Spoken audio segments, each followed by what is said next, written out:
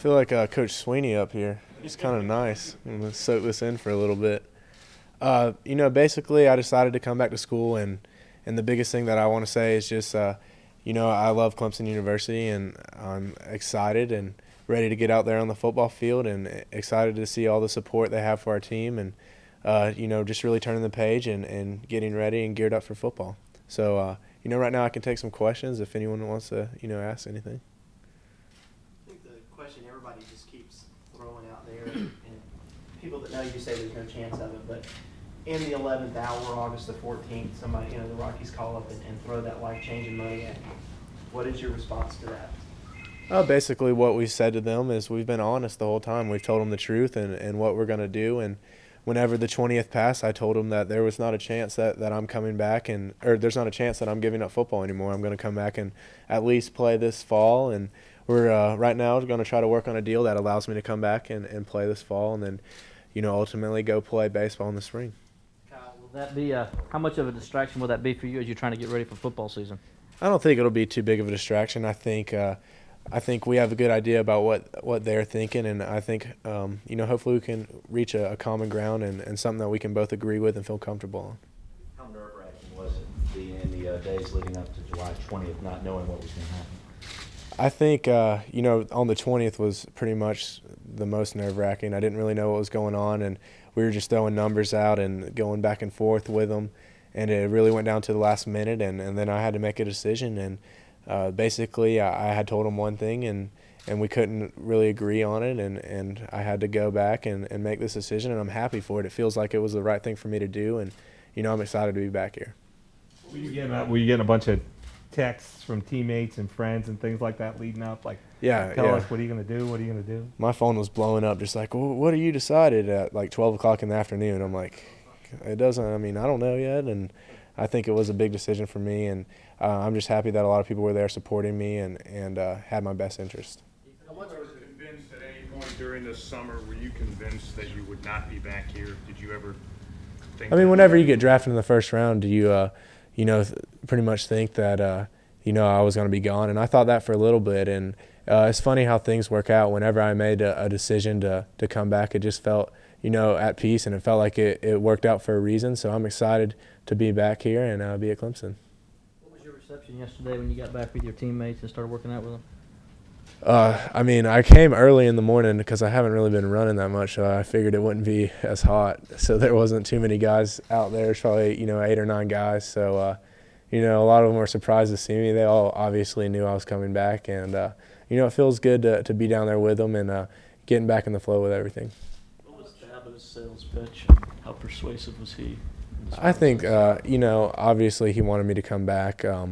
But the biggest thing that I decided is I'm going to make this decision because it's in my best interest. And, obviously I did listen to some things he said, and I don't know how persuasive they were. I made the decision because I felt like it was the best decision for me and my family, and, ultimately it would be the best decision for my career. And I'm excited to be back here. And, it's not, you couldn't pick a better place to play than Clemson. Dwayne Allen said last week that he was on the treadmill when he found out that you were coming back, and he had to stop because he was getting emotional when he heard the news. What's your reaction to something like that? I didn't intend to make him cry.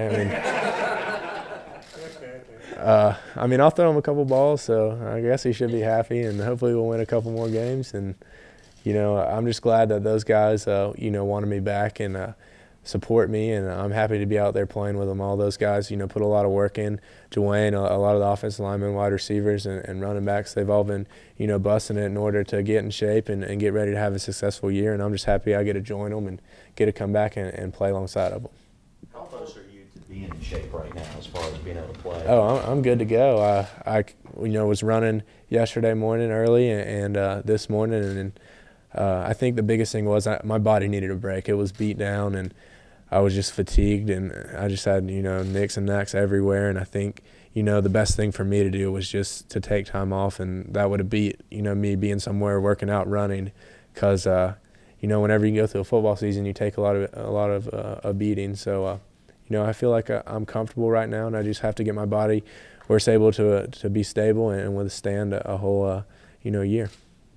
How about the mental part of it? I mean, obviously, you haven't had a lot, you've had other things on your mind. Now that you can concentrate on football, you know, without CJ and without Michael Palmer and Jacoby, guys like that, I mean, people are going to be looking at you to kind of get this offense going. Are you ready for that challenge and to take that step? Yeah, I think I'm ready for it. I think I have a good understanding about how much work it takes to be successful in the ACC and in college football, and I learned that from those guys last year. They were, you know, Michael Palmer, CJ, those guys were, you know, in the film room getting ready, and you know, I kind of took note of that, and you know, with my position, that's what you have to do, and I kind of have an understanding about where I need to get mentally and what I need to do to prepare every week for the game. Did it help with your decision to know that you got an all-ACC left tackle coming back also?